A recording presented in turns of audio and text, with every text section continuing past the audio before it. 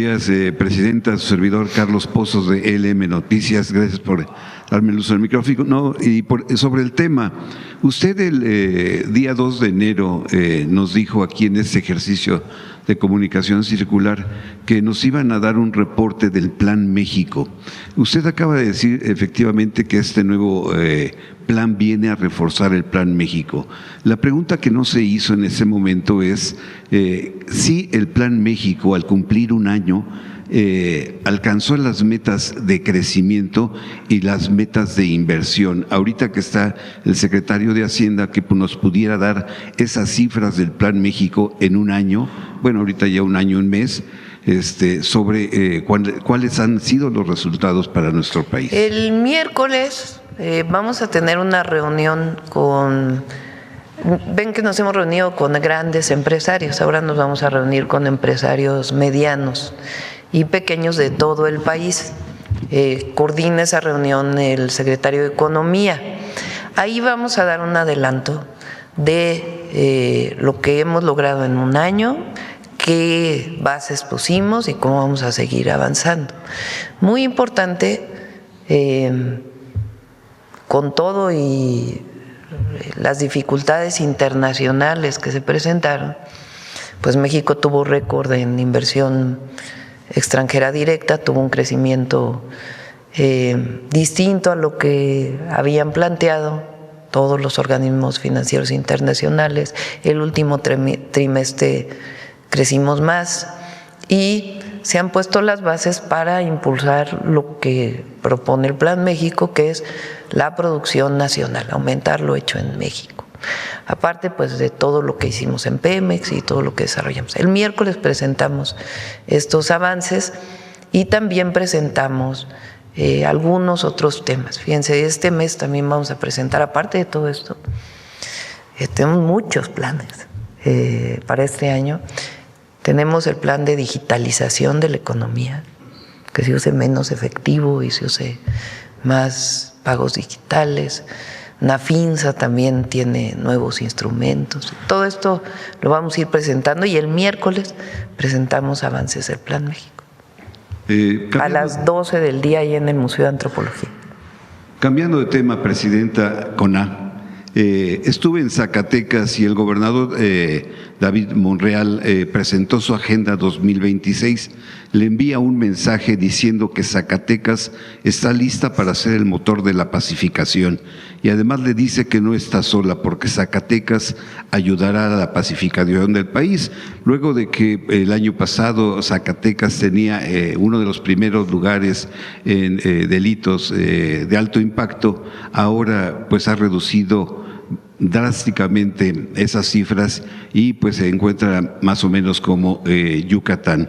Mi pregunta, Presidenta, con los 92 narcos extraditados, más de 32,000 personas detenidas por delitos de alto impacto, más de 245 toneladas de droga decomisadas, ¿serían un factor en la revisión del tratado trilateral TECMEC que está ahorita revisándose?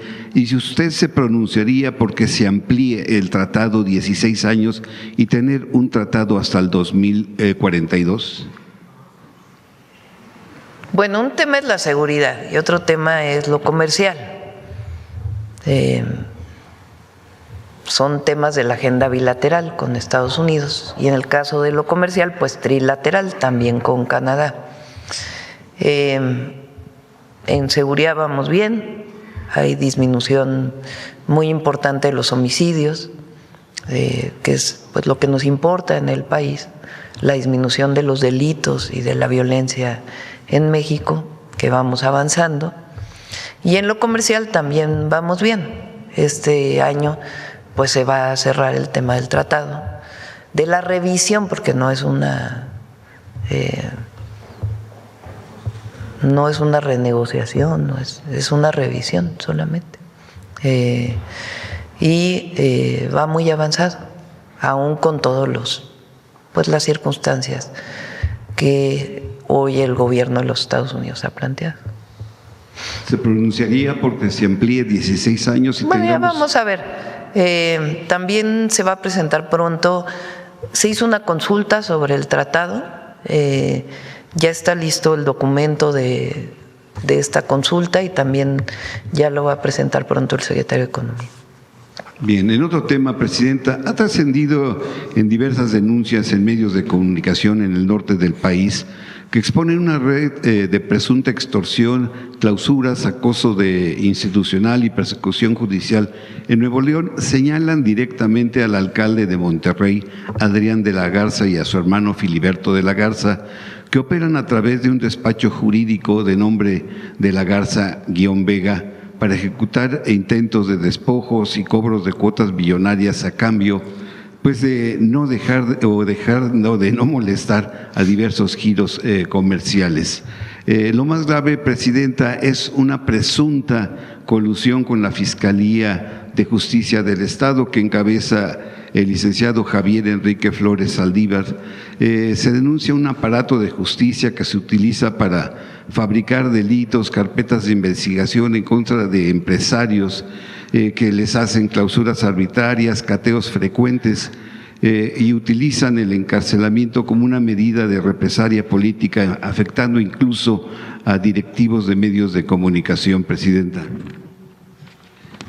La pregunta es, ¿tiene el gobierno federal conocimiento de esta red de extorsión y despojo que opera desde la alcaldía de Monterrey?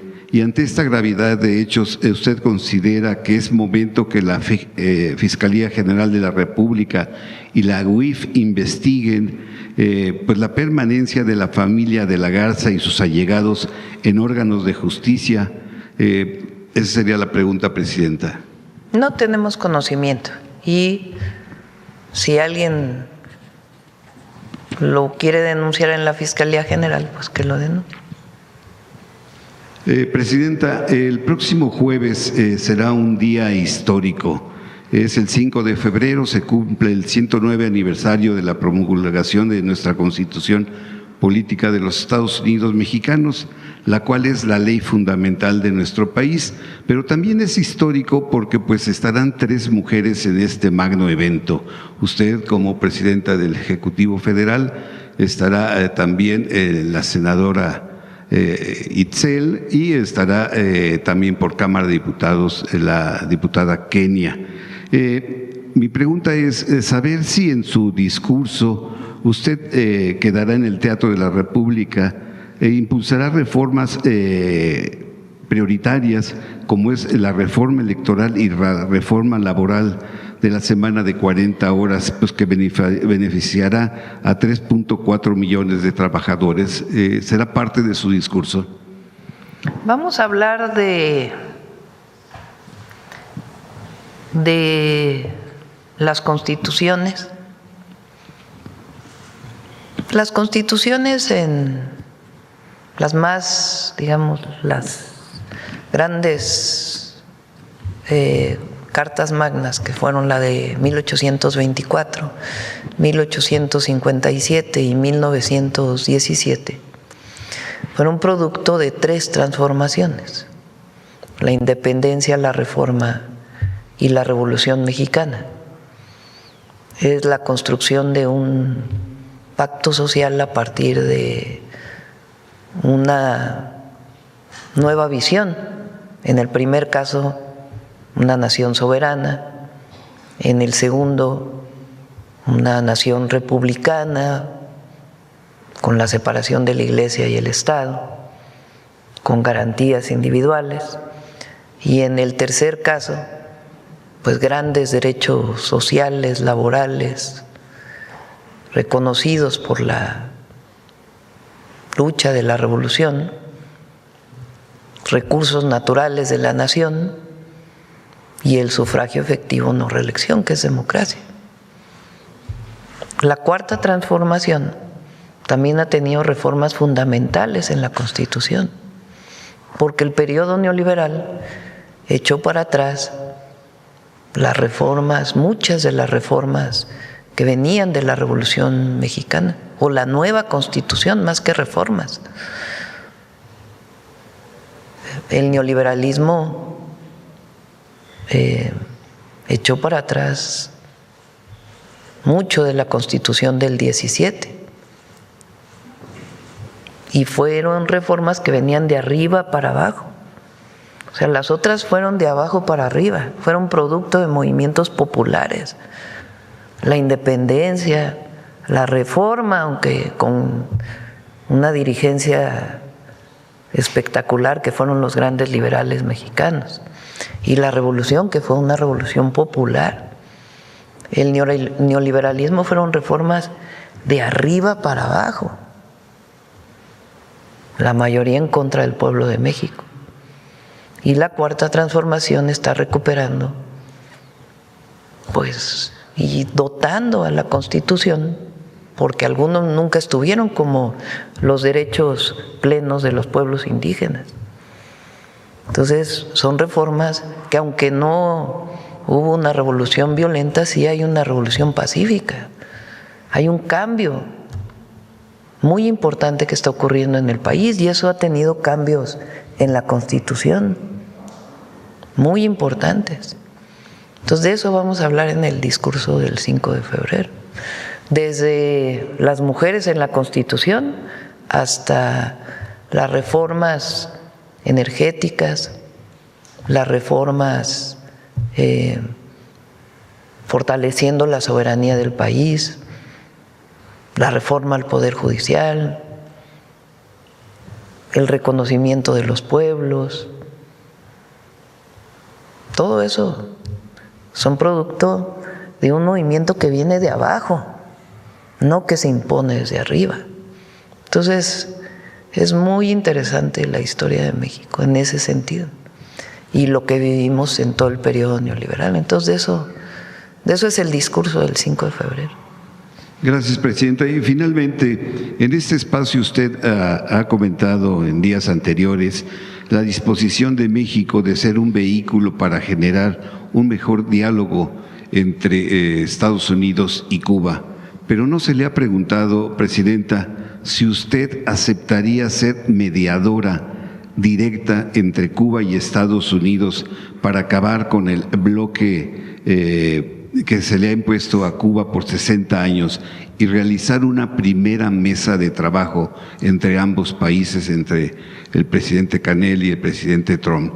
¿Aceptaría usted ser mediadora directa? Eso depende de Cuba y de Estados Unidos. Cuba es un país soberano, independiente, Estados Unidos también.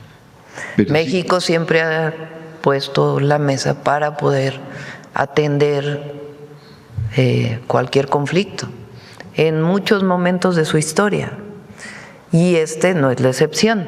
Pero no es un asunto personal, es un asunto de la historia de la política exterior mexicana, de la doctrina Estrada.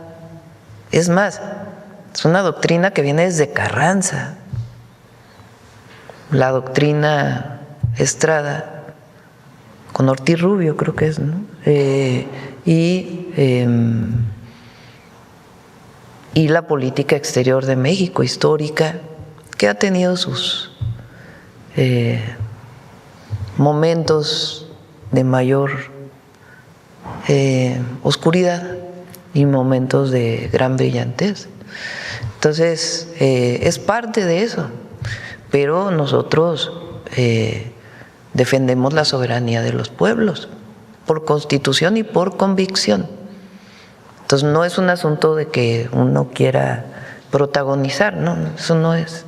Es garantizar la paz, la seguridad y la soberanía.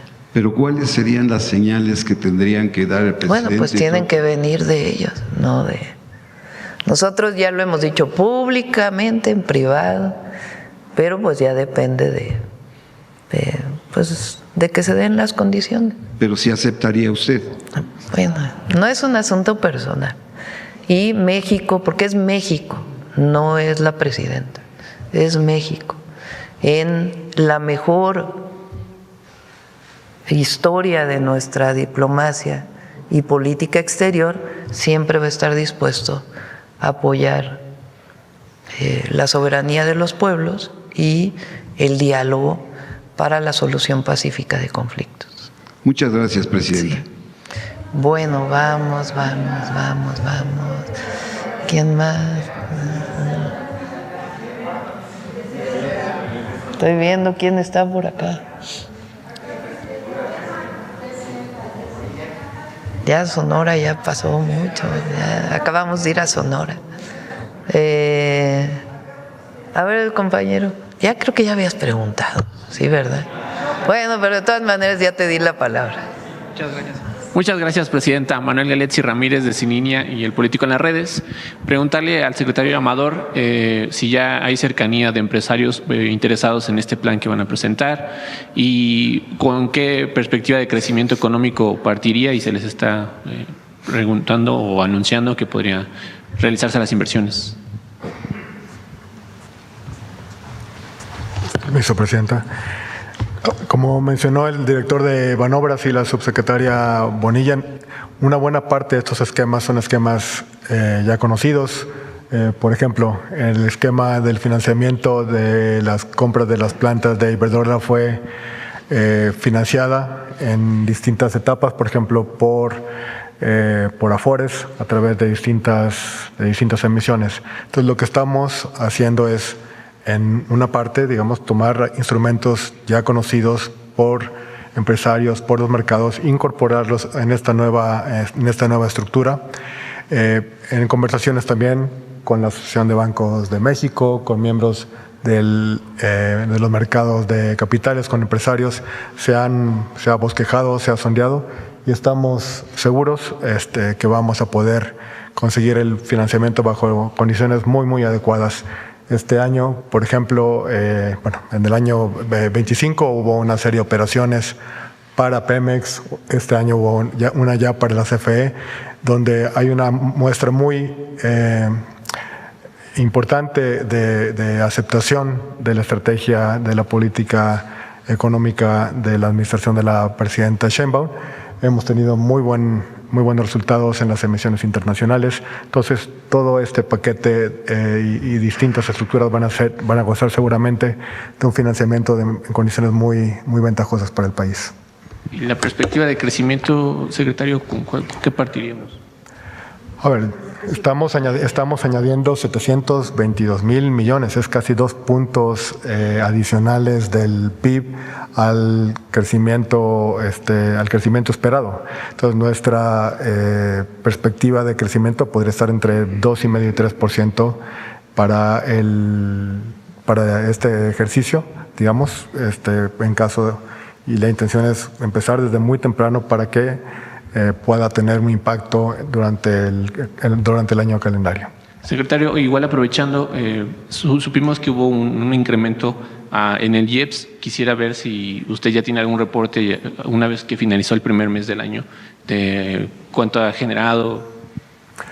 Interesante. Si ves los datos del INEGI de la inflación de la primera quincena, y como lo había mencionado la presidenta en una conferencia, el impacto no parece ser superior a 0.1%, ¿no? En todos los bienes en donde hubo una modificación en el IEPS. Entonces, no pensamos que vaya a pasar de esa cifra de manera significativa, y va a ser en muy corto plazo. Entonces, podríamos decir que la cuesta de enero no se ha resentido, al menos en este.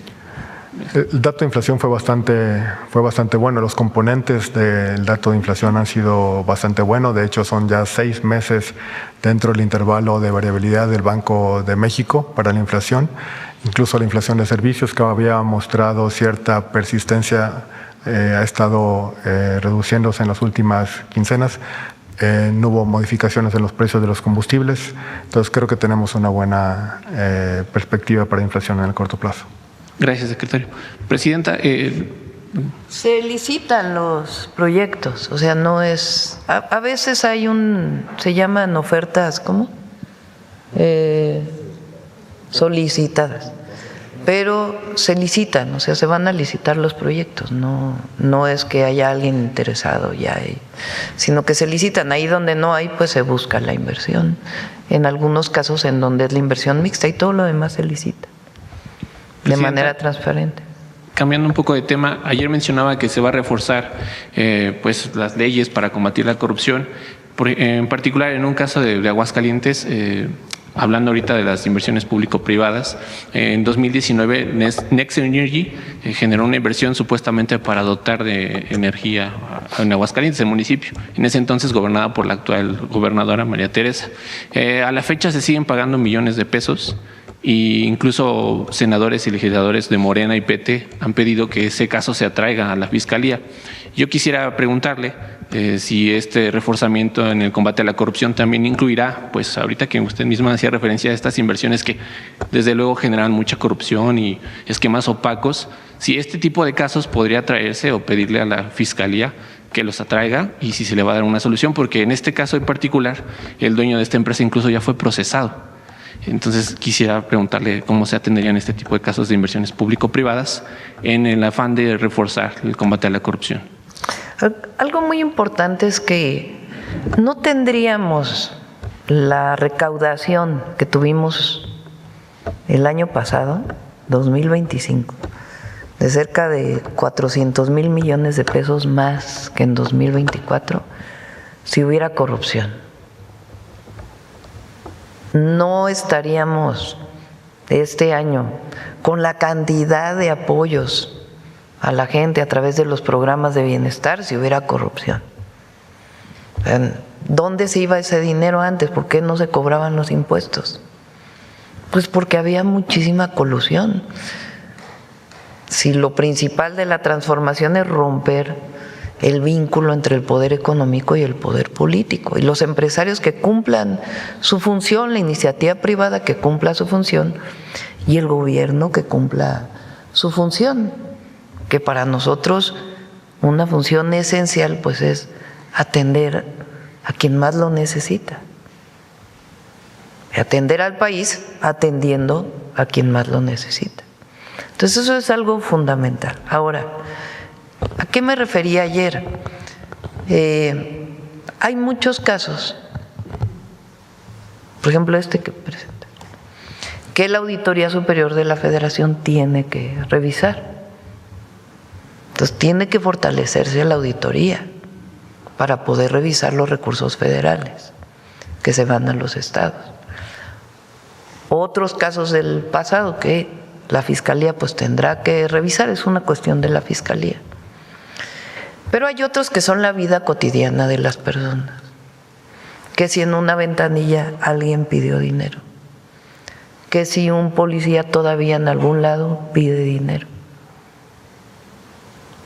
Eso que a veces sigue ocurriendo, pues hay que empoderar a la gente para que pueda denunciar bien y que se puedan tomar las medidas. A eso me refería yo en este proceso, porque arriba pues ha disminuido la corrupción, porque la oposición está en otro canal, que se les olvida lo que hicieron ellos, o más bien no se les olvida, quieren que se olvide lo que hicieron ellos. Muchos casos, ya nomás García Luna y lo que hizo posterior a cuando fue secretario y posterior a cuando fue secretario de Seguridad, pero muchos otros casos. Pero el tema es, ¿por qué planteo esto? ¿Recuerdan un caso de un paisano que hace un video de un agente de migración que está pidiendo dinero a unos paisanos que están llegando? Ese video se subió a las redes, lo vi en las redes, le pedí al comisionado de migración, se llama comisionado, que lo atienda, a Sergio Salomón, y lo atendió en efecto y separó del cargo a esta persona y hay una investigación en proceso. Entonces estos casos que la gente puede seguir viviendo, pues es muy importante que se atiendan. Entonces, y eso no lo atiende este gran sistema. Entonces a eso me refería y en eso estamos trabajando, una propuesta de empoderamiento del ciudadano, del pueblo, porque esa es nuestra visión. Presidenta, también ahorita retomando un tema que nos mencionó sobre respaldar la candidatura de Michelle Bachelet para las Naciones Unidas, ¿qué representa para México una oportunidad de que una funcionaria con reconocimiento diplomático y en la región sobre todo defienda los intereses multipolares, que una geopolítica pues de mayor cordialidad y que sobre todo pues primero es mujer, ¿no? Ya toca mujer. Segundo, pues ella fue ya 2 veces presidenta de Chile, es una mujer reconocida, conoce Naciones Unidas y tiene una visión pacifista del mundo y de atención a los pobres. Es muy importante. Entonces, por eso decidimos apoyar su candidatura y Alicia pues nos va a ayudar en más cosas todavía aquí en el gobierno. Más trabajo, presidenta. ¿Es posible fomentar un discurso de mayor paz en medio de tantas tensiones geopolíticas? Siempre. Fíjense, ahora se va a celebrar, ¿qué día es? A ver, ¿por qué no platicas del Tratado de Tlatelolco?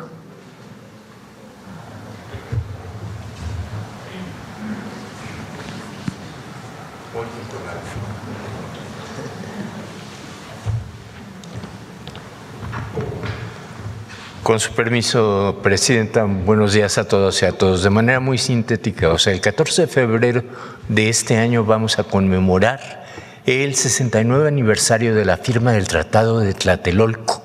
Es un tratado de una importancia fundamental que en los años más difíciles de los 60 logró México, a través de su política exterior, convencer de la importancia de no tener arsenales nucleares en todo el continente latinoamericano, el subcontinente como lo llaman, y el Caribe, para evitar una crisis como la que vivimos en 1962 con los misiles rusos en la isla de Cuba, que da el origen a todo este proceso.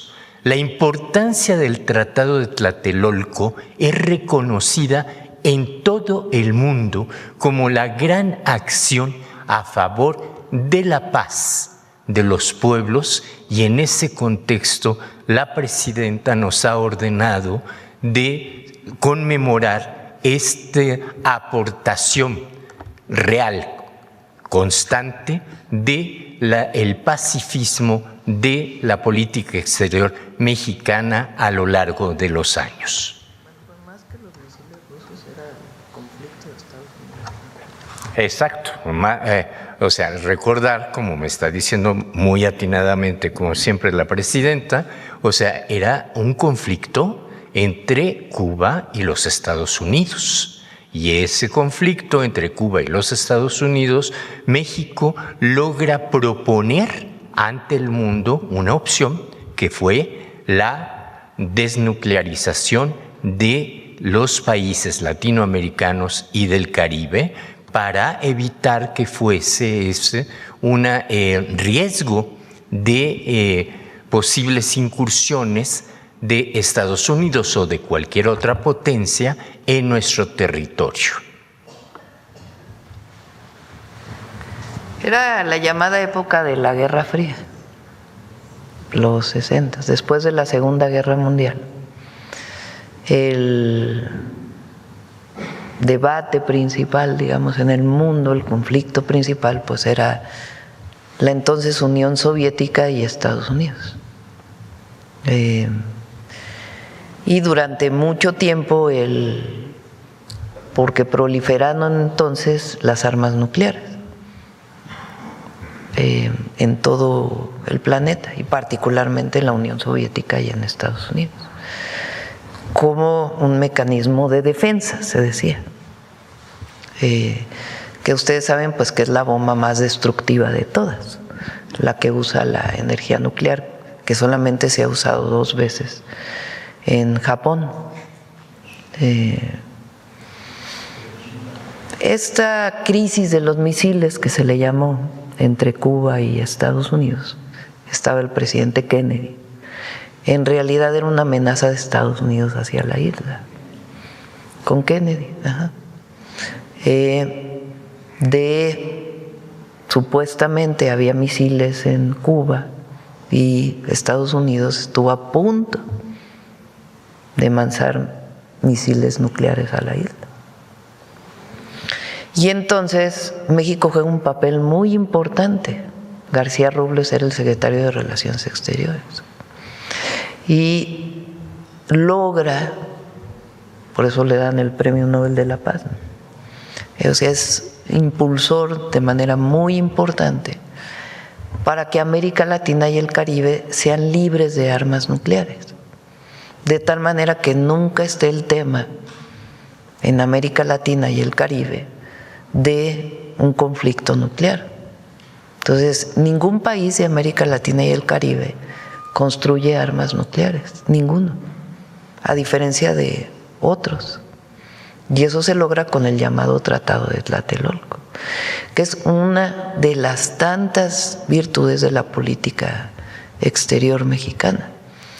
México, incluso durante el periodo neoliberal, funge de manera muy importante para evitar una crisis mayor en Centroamérica,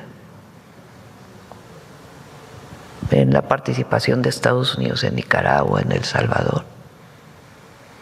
Entonces, incluso con Miguel de la Madrid está el Grupo Contadora, que es, ¿cómo se llama? El secretario de Relaciones Exteriores de entonces, Sepúlveda Amor,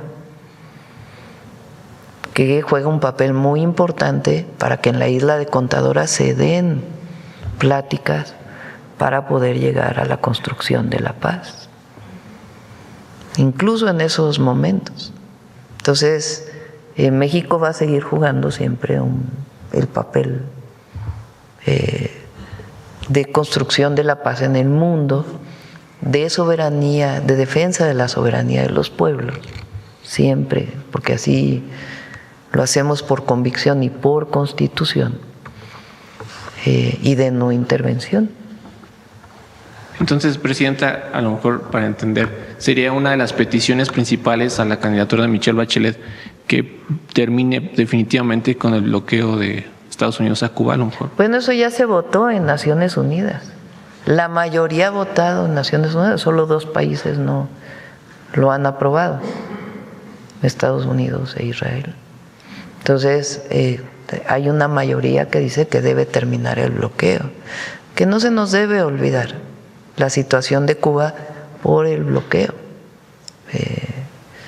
Entonces, pero bueno, ya es parte de nuestra historia. Ya solo para terminar, Presidenta, ¿no considera usted que el hecho de que Adán Augusto ahora vaya a buscar el voto en territorio le genere un descrédito? ¿No tiene un desgaste político ya considerable?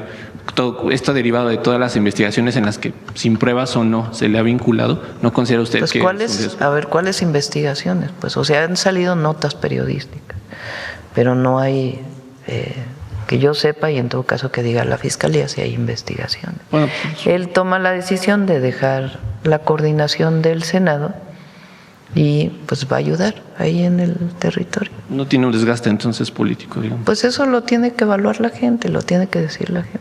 Y sobre el nombramiento de Ignacio Mier, Presidenta, ¿qué le parece? ¿Lo respalda? ¿Lo conoce? ¿Confía? Sí, pues es una decisión de los senadores de Morena. Nosotros somos muy respetuosos.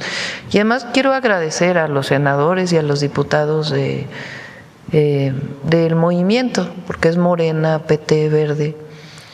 Van a escuchar el discurso del 5 de febrero, la cantidad de reformas constitucionales que se han aprobado y de reformas legales muy importantes para el país, muy importantes, que contrario a lo que dice la oposición, que generan mucha incertidumbre, generan certidumbre y desarrollo para el país. Gracias, Presidenta. Bueno, vamos con por acá. Alguien que... A ver, el compañero que no ha preguntado casi. No, él atrás del financiero y luego le damos al financiero. Por el tema.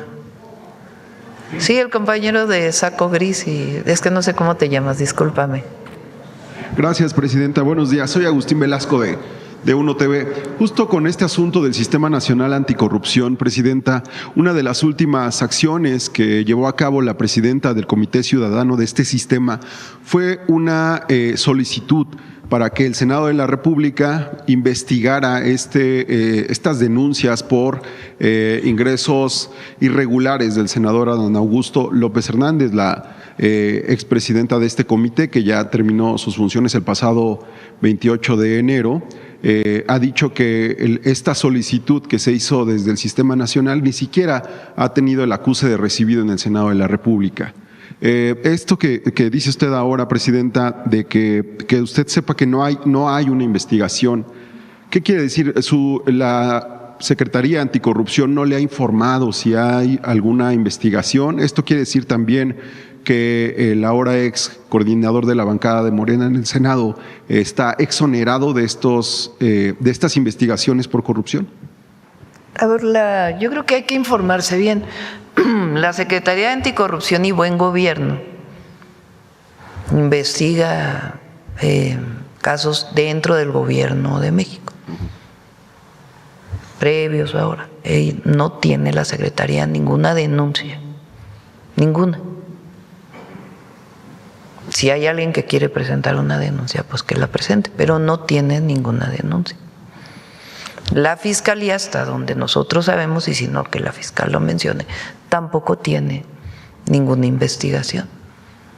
Ok, Presidenta. Por más que salga en los medios, por más que nosotros sepamos, no tiene ninguna investigación. Sobre este mismo tema de la propuesta que dice usted para fortalecer el Sistema Nacional Anticorrupción, ¿contempla usted la desaparición o la propuesta de desaparición de este comité ciudadano, la participación más activa de la Secretaría de Hacienda y Crédito Público, y se pronunciaría usted por la continuidad de David Colmenares como auditor superior de la Federación, o preferiría usted que hubiera un relevo en la cabeza de este órgano? Vamos a hablar hoy de 2% del PIB de inversión pública. Ya otro día hablamos de el tema del sistema anticorrupción. Fíjense, lo que estamos presentando hoy, para que se le dé 2% del PIB adicional este año, de inversión pública. Ya abrirá el Senado su, ¿cómo se llama? Va a abrir su convocatoria para el sistema, para la Auditoría Superior de la Federación. No es el Senado, es la Cámara de Diputados, pero abrirá la convocatoria y se inscriben, ahí se analizan los perfiles y ellos toman la decisión. Otros dos temas más, Presidenta. En Campeche se ha dado a conocer que los legisladores del Congreso están buscando reactivar el fuero para protegerse de posibles persecuciones políticas desde el gobierno del Estado. Dicen, algunos tienen carpetas de investigación por distintos posibles delitos. ¿Qué opina usted respecto a la reactivación del fuero en el Estado de Campeche tras 10 años en los que se dio marcha atrás a esta protección para los legisladores? A todos en Campeche, serenidad y paciencia, paz y amor. A todos, a todas. Presidente, en temas de seguridad, ya desde finales del año pasado, las carreteras en Guerrero, justo para llegar al puerto de Acapulco, han sido constantemente bloqueadas con demandas en contra de policías comunitarios. ¿Qué le ha dicho su gabinete de seguridad acerca de estos bloqueos que han sido constantes y que afectan a miles de turistas que van y vienen al puerto de Acapulco? Se está investigando en particular este caso. En efecto, ha habido 3 bloqueos relacionados con este tema. Lo presentó hoy la Secretaría de Gobernación y se está haciendo una investigación de todo el contexto relacionado con esto. Presidenta, ¿ya saben a qué grupo estaban vinculados los posibles participantes en el asesinato de los familiares del secretario de Educación Pública, Mario Delgado. Ya que saben que estos temas lo informa el Gabinete de Seguridad. Finalmente, lo que publica hoy el secretario de Seguridad y Protección Ciudadana en la mañana, que habrían detenido a uno de los posibles responsables en el ataque armado en contra de los diputados de Sinaloa. ¿Qué más detalles le dieron, presidente? También ellos informan. En el caso de estos temas particulares, lo informan en el gabinete, pero en este caso de los temas particulares del Gabinete de Seguridad, los informa el Gabinete de Seguridad, porque ellos tienen toda la información, saben los impactos que puede tener en la investigación, entonces ellos son los que están autorizados para informar. Gracias, presidenta. Gracias. Acá, gracias.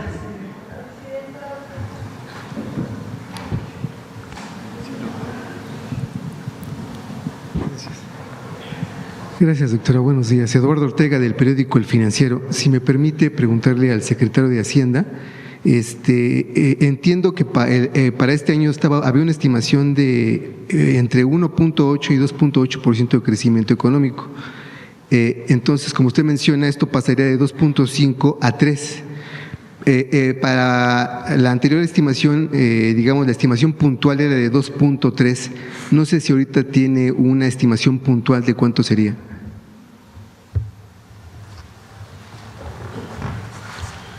Típicamente es la mitad del rango, digamos, entre 2.5 y 3 sería 2.7, pero estamos con mucha certeza que la probabilidad de lograr un crecimiento cercano al 3% es muy importante, ¿no?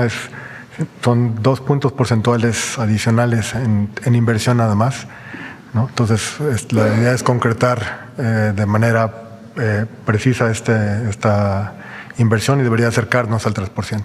3%. Secretario, y por otra parte, nada más me gustaría preguntarle si esto no afectará el plan que tiene su dependencia, el recorte del déficit. Gracias por la pregunta. El viernes presentamos justamente el cierre del año 2025. Cerramos en 4.3. Eso nos da bastante confianza que vamos a poder seguir transitando en esta senda de convergencia fiscal. Como mencionó la presidenta, como mencionó la subsecretaria, es un conjunto de soluciones, no nada más es un vehículo. Vamos a acomodar los proyectos de acuerdo con la mejor forma de financiarlos y las condiciones que esperamos obtener de financiamiento van a ser, estamos convencidos, muy, muy sólidas. Nosotros vemos que la trayectoria de convergencia va a seguirse manteniendo, sobre todo porque va a haber más crecimiento, ¿no? Las métricas relevantes para esto es el cociente de deuda PIB. Si el PIB crece, vamos a tener una mejora en las métricas, pero vamos a irlo calibrando de manera muy precisa. La presidenta nos ha instruido estar en permanente contacto con analistas, con calificadoras, con instituciones para comunicar muy bien esta nueva estrategia de inversión. Perfecto, gracias, secretario. Y por otra parte, doctora, quisiera preguntarle sobre si va a haber reforma electoral o no. Sí. Sí va a haber. Sí va a haber. Ajá. Se presenta. Sí va a haber. Mi objetivo es tenerla para la próxima semana, pero lo que es seguro es que es en febrero, vamos a ponerlo así. En el mes de febrero se enviará al Congreso. Doctora, ¿y si hay un acuerdo con los aliados del PT y del Partido Verde? Sí. Sí, perfecto. ¿Cuál sería entonces la ruta legislativa? Dice usted que se presentaría en este mes, o sea, ¿sería el objetivo que se aprobara en este periodo ordinario de sesiones? Ya lo tendrá que definir el propio Congreso. Nuestro objetivo es enviarla y ya ellos pues verán los tiempos para su aprobación. Claro, doctora, y preguntarle en este sentido si esta iniciativa que usted va a enviar no contempla blindar las elecciones del dinero del crimen organizado. Sí significa más fiscalización y también en qué se usan los recursos, no solo la disminución, sino en qué se usan. los recursos, que también es importante. Doctora, y al reducir el dinero que se destina a elecciones y a los partidos políticos sobre todo, ¿esto no incrementaría los incentivos para que entre el dinero del crimen organizado a las elecciones? No. ¿Qué otras medidas habría que se tomarían? Ya van a ver la reforma. Doctora, por otro lado, quisiera preguntarle sobre Cuba. Usted mencionaba que van a enviar ayuda humanitaria. Ayer le preguntaban, no sé si hoy ya tendrá usted más o menos contemplado qué es lo que se va a enviar como ayuda humanitaria y cuándo se enviaría. Nuestro objetivo es enviarlo esta semana, vamos a ver si es posible. Obviamente tenemos que conocer por parte de ellos también sus necesidades, ¿no? Porque no es nada más lo que México se le ocurra enviar, sino pues cuáles son las necesidades para poderlo enviar.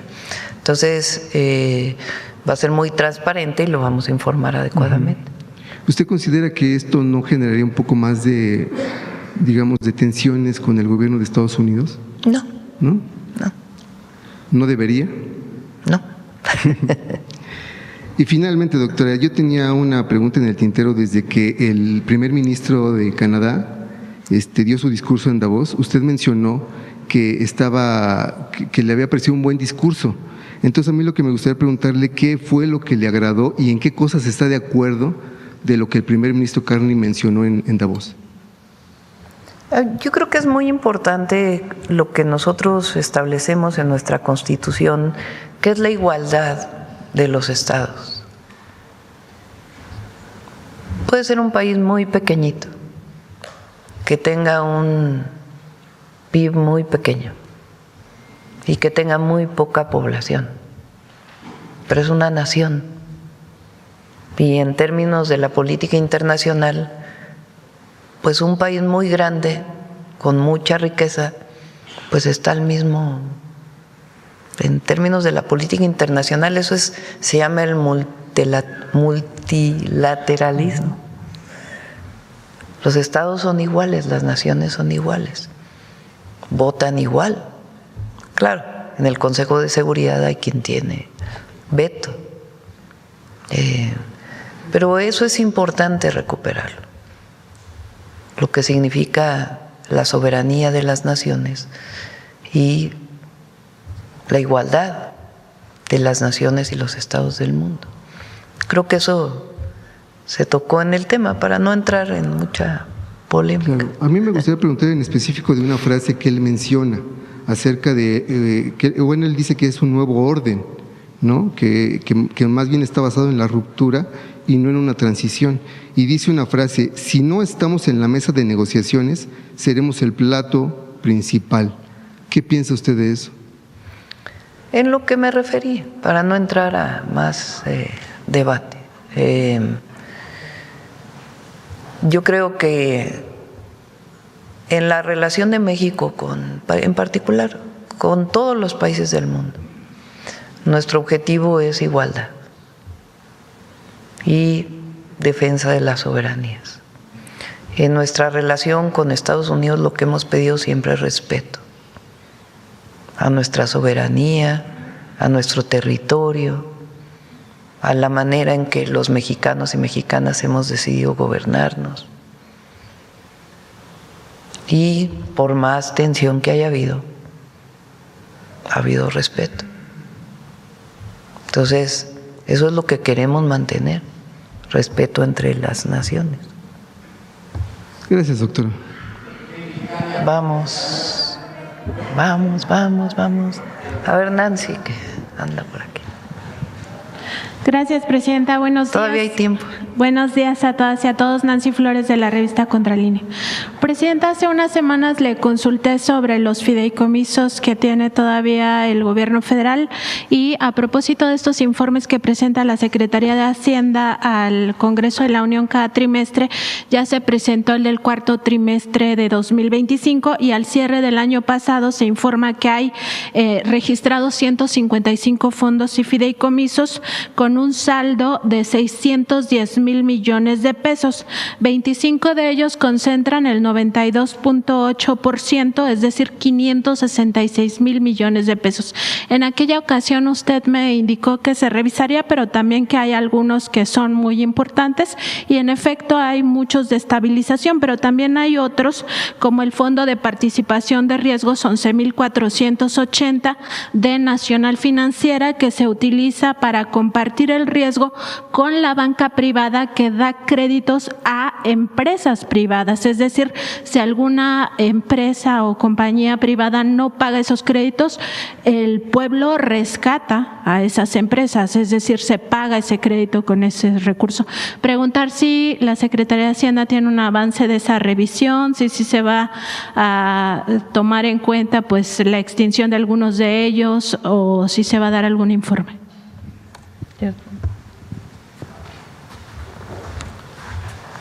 La mayoría de estos fideicomisos están constituidos por ley, por algún decreto, por alguna norma legal, constitucional incluso. Por ejemplo, de los que mencionas en Nacional Financiera, el más grande es el Fondo de Estabilización de los Ingresos Presupuestales, el FEIP, que cerró el ejercicio con 127,000 millones de pesos. Entonces es uno de los más grandes. Acuérdate, es el fondo que sirve para que en caso de que los ingresos queden por debajo de la ley de ingresos, no haya una afectación en el presupuesto. Ese es probablemente el más grande de todos, pero con mucho gusto, Presidenta, si nos permite, le pasamos un reporte de toda la relación.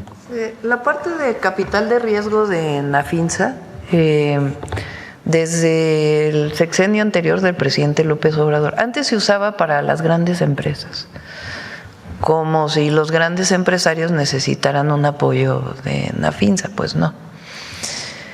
El objetivo es que se use para nuevas empresas. Entonces, por ejemplo, hay un grupo que tiene un nuevo invento que ha sido patentado y que quiere producirlo. Pero siempre hay un riesgo, ¿no? De que a la hora de su desarrollo, pues no necesariamente tenga el impacto que se supone puede tener. Entonces ahí es donde hay capital de riesgo, pero no se está planteando. Desde entonces se quitó para las grandes empresas. Es en todo caso un fomento al nuevo empresario, la nueva empresaria que tiene un nuevo desarrollo y que se comparte el riesgo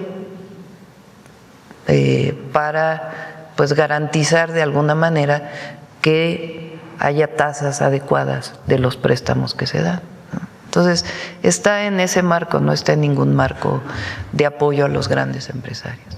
Sí, nada más a ver si se iba a revisar, si algunos de ellos podrían existir. Sí se están revisando desde que nos preguntaste.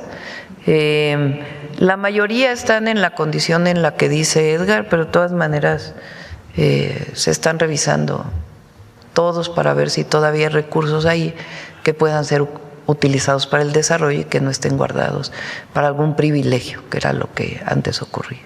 Presidenta, también aprovechando que está el Gabinete de Hacienda, pues preguntar cómo va este tema de la revisión de las empresas factureras. Sabemos que es un tema que le ha importado mucho a su administración, pues ir acabando con estos esquemas fraudulentos y también lo del huachicol fiscal, si hay algún avance en ese sentido.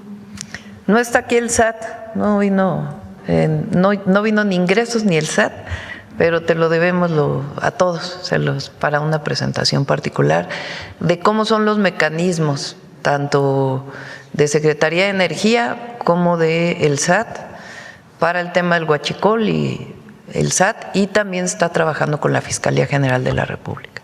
Presidenta, también se ha dado a conocer, porque así lo hizo el propio presidente Donald Trump, que ha pedido a México pues aplicarse en algunas medidas que son de carácter no arancelario, saber cuáles son esas medidas. Se habla de más de 50, si algunas tienen que ver con el sector hacendario, precisamente cuáles se estarían pues aprobando o tomando en cuenta y cuáles no, y por qué razón. También sabemos que hay algunas de carácter medioambiental, está el tema Calica, por ejemplo, que usted misma lo ha mencionado.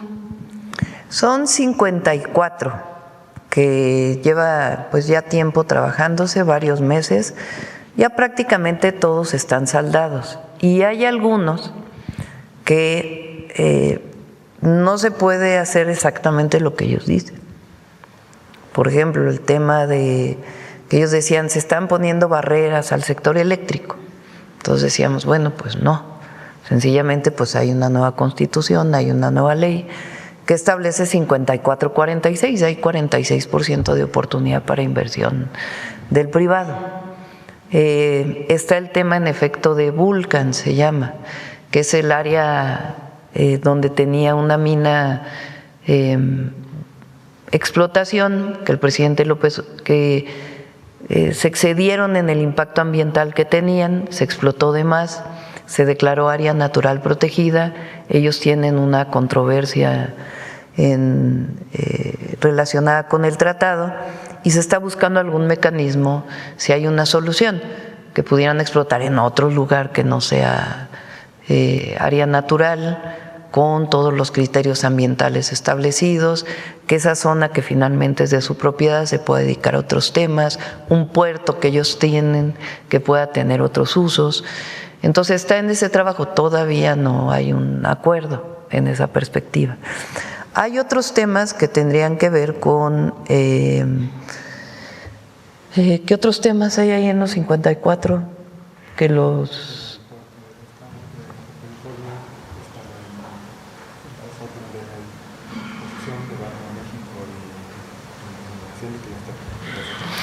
sí, algunos temas de competencia que relacionadas con los nuevos organismos de competencia, la Comisión Nacional Antimonopolio y algunos otros temas como ellos.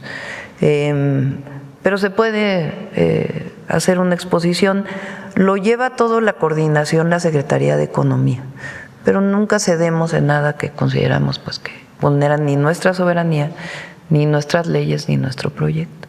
Pero la mayoría no iba en ese sentido, o sea, de poner en riesgo nuestra soberanía. No, para nada, sí. Presidenta, y también… mucho tenía que ver con aclaraciones de temas que se suponían que estaban violando el tratado y que se demostró que no violaban el tratado. Presidenta, también el día de ayer pues hizo una exposición amplia de estas carencias que vive San Quintín, bueno, los jornaleros y las jornaleras que viven en San Quintín, y también de lo que significará el plan de justicia, este plan integral de justicia. Preguntarle si antes de que se instale este centro de justicia laboral se va a revisar con puntualidad el tema y sobre todo a sancionar a las empresas que violan los derechos laborales, entre otras cosas, pues decía usted ayer que algunos de estos jornaleros y jornaleras o la mayoría, pues ni siquiera se les paga un salario mínimo, muchos de ellos o la mayoría trabajan unas jornadas extenuantes de más de 10 horas sin pago de horas extra, por supuesto, y ni siquiera alcanzan este tope del salario mínimo. Evidentemente esto estaría violando también derechos humanos, el derecho humano a un trabajo digno. Preguntarle si va a haber sanciones para las empresas que incurran en ello o se esperarán hasta que esté el Centro de Justicia Laboral. Tiene que haber inspecciones. Muchas de las inspecciones laborales se delegan a los estados de la República y en este caso pues estamos poniéndonos de acuerdo con el gobierno del estado de Baja California y la Secretaría del Trabajo para hacer inspecciones y garantizar que más allá de la sanción, que en todo caso debe existir, pues lo que necesitamos es la garantía de que en efecto no son estas jornadas extenuantes y se pague adecuadamente. ¿Bajo qué criterio le dan, digamos, la vuelta de que se trabaja lo que se llama destajo, que la verdad es una muy mala manera de describirlo? Que es que te pago por el trabajo que realizas a partir de la colecta de fresas o de frambuesas o de cerezas que se haga, o de pepino o de jitomate. Entonces te pago por caja. Entonces no te estoy contratando directamente, sino que te pago por caja. pues el problema es cuánto pagan por caja y lo que tienen que cargar, porque recogen, cargan la caja y lo llevan a ciertos lugares. Entonces tenemos que garantizar pues que esa manera de explotación, porque en realidad es eso, pues no siga subsistiendo y que haya un trabajo digno vinculado con el trabajo agrícola. Entonces, para eso es el Centro de Justicia, pero van a iniciar inspecciones. Y también este formato que estamos haciendo, que ya tiene que venir un cambio en la Ley de Comercio Exterior para que ahí se ponga laboral y ambiental, esas dos palabras, y a partir de ahí, entonces un certificado laboral de exportación. Entonces, ¿vas a exportar tantos aguacates? Bueno, pues tanta caja de aguacates equivaldría a tantas jornadas. Esas jornadas pues tienes que demostrar que contrataste a los trabajadores y tienen seguridad social, tienen seguro social. Entonces, eso no existe actualmente. Entonces, eso va a estar incorporado en la agricultura de exportación, la garantía de que en efecto se están respetando los derechos laborales. Entonces, eso se cambia la ley, ya viene, incluso ya se habló con los empresarios para que estén de acuerdo en ello, que no vengan amparos o algo así, sino que haya acuerdo y que a partir de ahí pues ya venga la revisión en la exportación de la garantía de que están cumpliendo con la justicia laboral a los trabajadores. Presidenta, ya por último preguntarle sobre el tema Cuba, saber si hubo alguna respuesta del gobierno de Estados Unidos para el tema de las ayudas humanitarias que tienen que ver con envío de petróleo, si hay alguna fecha tentativa para reanudar este envío de petróleo por la vía de ayuda humanitaria, porque finalmente pues el pueblo cubano está sufriendo bastante.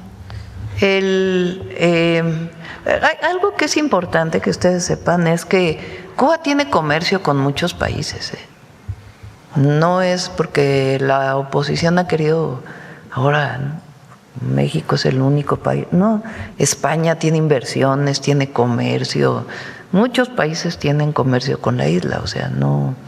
Ahora, ¿qué pasó? Estados Unidos publicó que va a poner aranceles al país que envíe petróleo, de manera directa o indirecta. Entonces decimos, bueno, en particular en el caso del petróleo, que además había un contrato, porque no solo, que representa menos del 1% de la producción de petróleo de México, porque todo hay que ponerlo en contexto.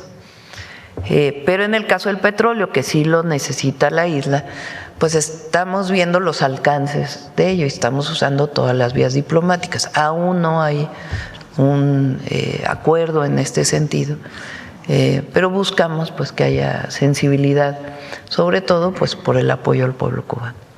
Gracias, Presidenta. Gracias. Bueno, vamos a... ¿Quién más? 2% de aumento en la inversión del PIB. A ver del tema de la compañera de Baja California. Presidenta, buenos días. Tere Mora Guillén, corresponsal del Canal de las Noticias que se transmite en el estado de Chihuahua y en Juárez y en los municipios fronterizos de Mexicali y Tijuana. Tijuana también. Entonces, también. Todo bien. Presidenta, a mí me gustaría preguntarle, para el desarrollo con bienestar, ¿se actualizará la normatividad? ¿En qué sentido? Es una ley que le da un marco legal a todos estos esquemas de financiamiento y un marco legal al Consejo de Planeación. Eso es lo que estamos enviando. ¿Y eso se toma en cuenta también para las inversiones con sustentabilidad? Sí, por supuesto, aparte de los impactos ambientales que ya existen en la Ley General del Equilibrio Ecológico. Muchas gracias, Presidenta. Y también le quiero comentar, el presidente de Estados Unidos, Donald Trump, conmemoró el 178 aniversario del fin de la intervención estadounidense en México. El mandatario aseguró que su gobierno defiende la frontera sur contra invasiones, detiene el flujo de drogas y migrantes y persigue lo que describió como redes narcoterroristas en todo el hemisferio occidental. ¿Cuál es su opinión al respecto?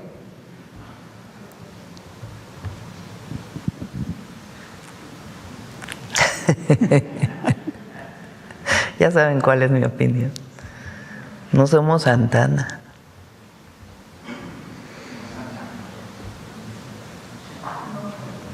Sí. Hay que defender la soberanía siempre. Aquí aplica otra vez la doctrina Estrada. Sí, pero la doctrina Estrada viene después. Fíjense, el siglo XIX lo que fue en México. Sí, es la soberanía y la autodeterminación de los pueblos, ¿no? Sí, por supuesto, en ese sentido. Presidenta, con todo esto de que el gas viene de Texas, ¿habrá incremento del producto o escasez? ¿Cómo? Que si con todo, con el gas que viene de Texas, No. ¿habrá escasez o se incrementará el costo del gas? No, bueno, sí hay un incremento por las heladas. Muy importante, y es parte de lo que tenemos que plantear con todas la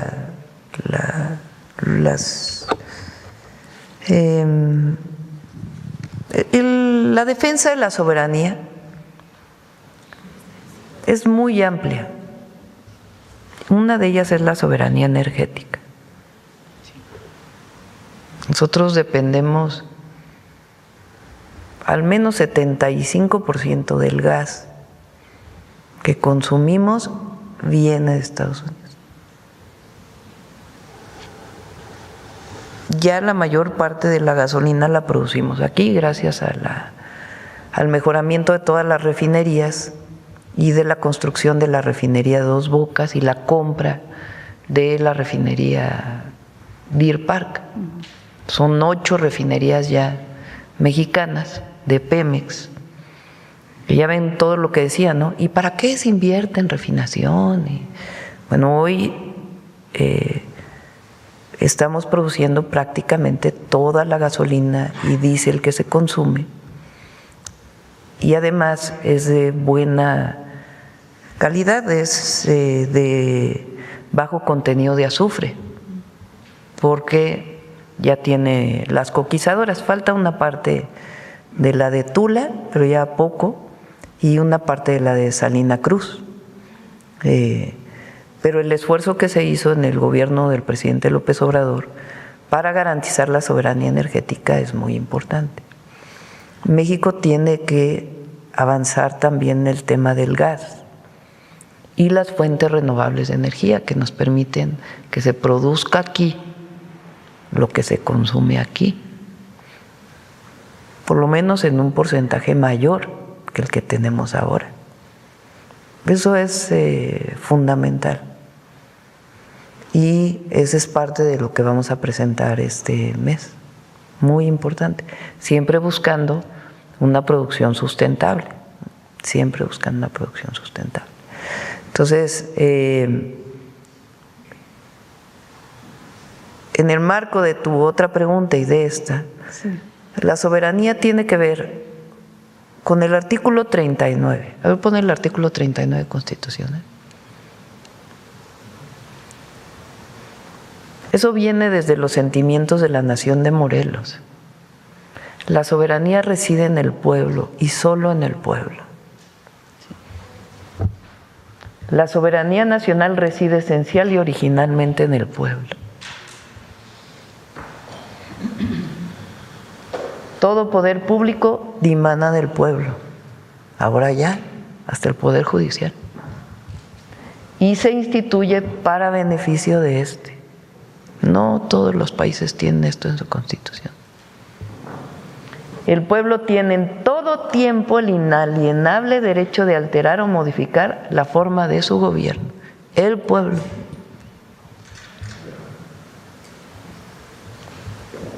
El artículo 40. Es voluntad del pueblo mexicano constituirse en una república representativa, democrática, laica y federal, compuesta por estados libres y soberanos en todo lo que concierne a su régimen interior, y por la Ciudad de México, unidos en una federación establecida según los principios de esta ley fundamental. Eso fue un debate en el siglo XIX. somos una república representativa con estados libres y soberanos, una federación. Y luego le agregamos lo de abajo, en el 2025.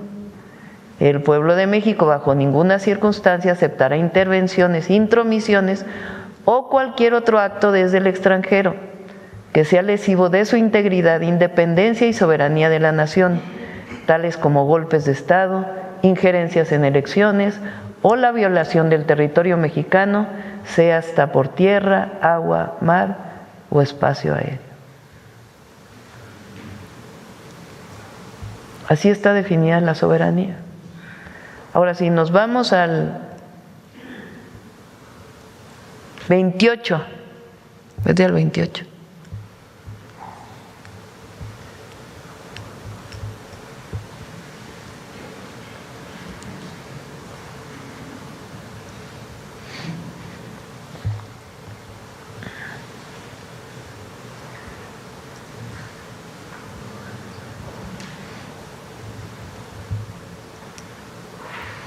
En los Estados Unidos mexicanos quedan prohibidos los monopolios, las prácticas monopólicas, los estancos, las condiciones de impuestos y las exenciones de impuestos en los términos y condiciones que fijan las leyes. El mismo tratamiento se dará a las prohibiciones a título de protección a la industria.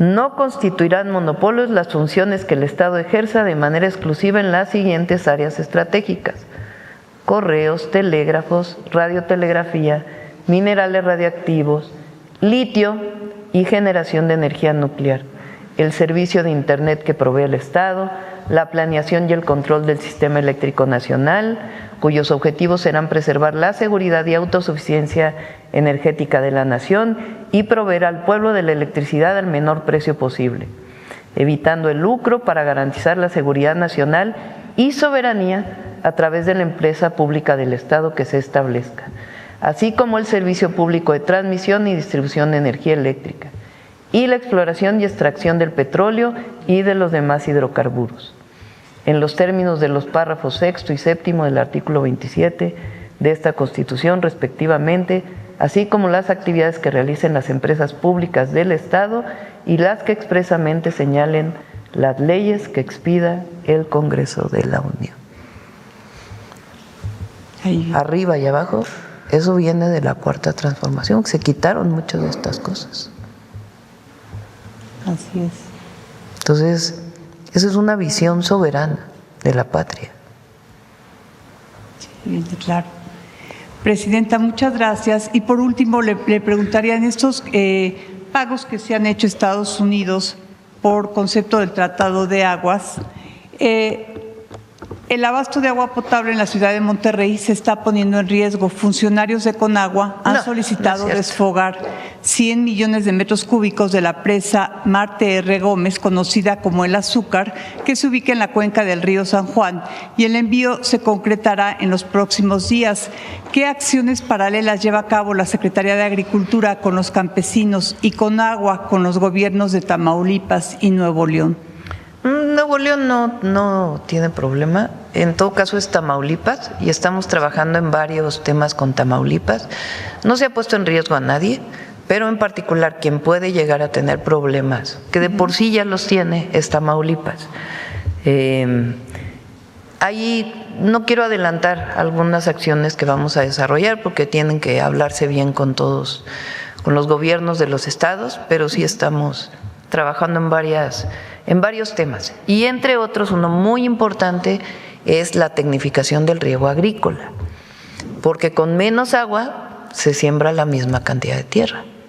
Entonces, todo es una inversión histórica en riego agrícola que estamos haciendo. Esto se va a dar a conocer más adelante. En lo del riego agrícola ya lo dimos a conocer. Otra parte importante para Tamaulipas, en poco tiempo espero ya que lo podamos anunciar, además de la inversión multimillonaria ahí que anunciamos para Tamaulipas en carreteras, en agua y en otras acciones. Muy bien, muchas gracias. Ya, vámonos, 9:27. Humanismo Mexicano viene hoy, porque ayer no lo presentamos por ser el... ¿Ya se subieron todos al tren? ¿Por qué no se subió Sonora al tren?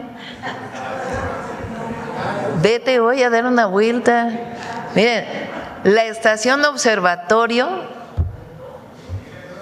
está impresionante. Está la línea 1 del metro, que iniciamos nosotros la recuperación, luego Martí y luego Clara la terminó y quedó. ¿Ya subieron a la línea 1? ¿Y qué tal? Ah, bueno. No sé, va a haber descuentos para INAPAM. Vamos a pedirle ahí descuentos aquí a Banobras para INAPAM. Bueno, y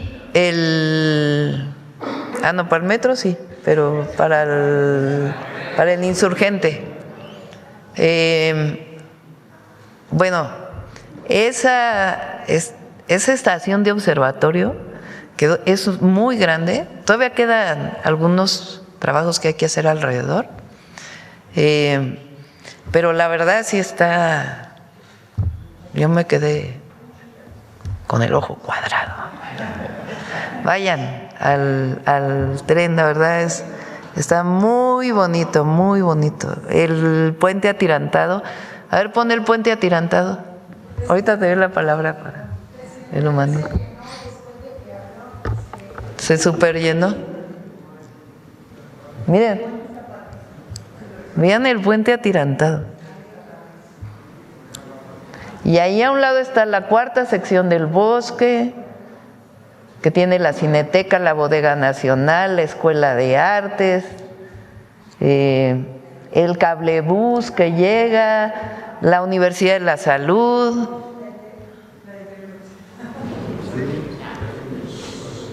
También.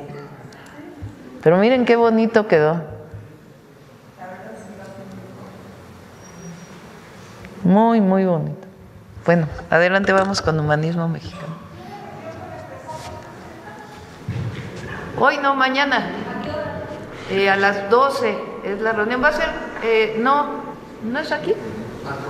Es en antropología. Es en antropología y van a estar invitados. Sí.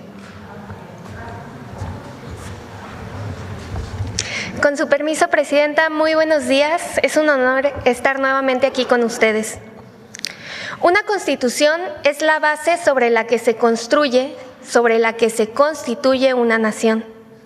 Es por eso que hoy en la sección de Humanismo Mexicano queremos recordar la promulgación de las constituciones de 1857 y 1917. Como ya se mencionó previamente aquí en la conferencia, estos dos textos son importantísimos. En primer lugar, porque representan los anhelos y las luchas históricas del pueblo de México en dos momentos distintos. Y en segundo lugar, porque reafirmaron principios fundamentales como la democracia, la libertad, la justicia social y sobre todo el principio esencial de soberanía nacional, que como ya se dijo, reside originalmente en el pueblo. El poder político dimana del pueblo y se instituye solamente para beneficio del mismo. Cuando nuestra presidenta en este espacio nos recuerda que en México el pueblo manda, es porque así lo garantiza la Constitución, como vimos en el artículo 39. Por su importancia resulta fundamental que conozcamos la historia, los cambios y sobre todo que conozcamos y defendamos el espíritu original con el que fueron creadas estas constituciones. Y para ello les hemos preparado el siguiente video. A 169 años de la promulgación de la Constitución de 1857 y a 109 años de la de 1917, la Cuarta Transformación de la República ha logrado recuperar y profundizar los fundamentos que han animado desde los albores de la independencia los principios rectores de nuestros pactos sociales, fortaleciendo su raíz primordial que no es otra que la soberanía reside esencial y originalmente en el pueblo. Dicho principio, plasmado desde los sentimientos de la nación en 1813, fue retomado en 1857. Texto que condensó las ideas defendidas por los liberales en las décadas posteriores a la independencia. Aquella Constitución estableció las garantías individuales de libertad, igualdad, trabajo, tránsito, seguridad jurídica y propiedad. En ese Congreso participaron personajes destacados de la Reforma: Francisco Zarco, Ignacio Ramírez, Ponciano Arriaga, Guillermo Prieto, Valentín Gómez Farías, Vicente Rivapalacio. Las leyes de reforma profundizaron el mandato soberano por la separación entre Iglesia y Estado, la libertad de cultos, de pensamiento y la enseñanza científica y laica. La Constitución de 1857 y las leyes impulsadas por Juárez fueron la culminación de la segunda transformación de nuestra historia. El 5 de febrero de 1917, Venustiano Carranza promulgó en Querétaro la Constitución mexicana con las principales demandas sociales de millones de hombres y mujeres que habían comenzado la revolución, la Tercera Transformación. La Carta Magna sería el primer texto constitucional en el mundo en incorporar derechos sociales. Entre los artículos más relevantes están el 3º, el 27 y el 123. En virtud de estos cambios, se garantizó la educación laica, obligatoria y gratuita, la solución a la cuestión de la tierra en el reparto agrario y el restablecimiento de la soberanía nacional sobre nuestros recursos naturales. Además, las demandas históricas de la clase trabajadora fueron reconocidas: el derecho de huelga y sindicalización, la jornada máxima de trabajo, el salario mínimo, el descanso semanal obligatorio, entre otras. La Constitución de 1917 fue la más avanzada de su época y sentó las bases jurídicas y políticas del México de la primera mitad del siglo XX. Conquistas que después serían trastocadas y eliminadas durante el periodo neoliberal. Por el incontrovertible mandato popular de 2018 y 2024, y en concordancia con el humanismo mexicano, la Cuarta Transformación ha separado el poder económico del poder político. Ha restablecido y profundizado los principios rectores de las constituciones de 1857 y 1917 y mantiene el compromiso de garantizar su cumplimiento como premisa básica de la transformación a favor de la felicidad y el bienestar del pueblo de México.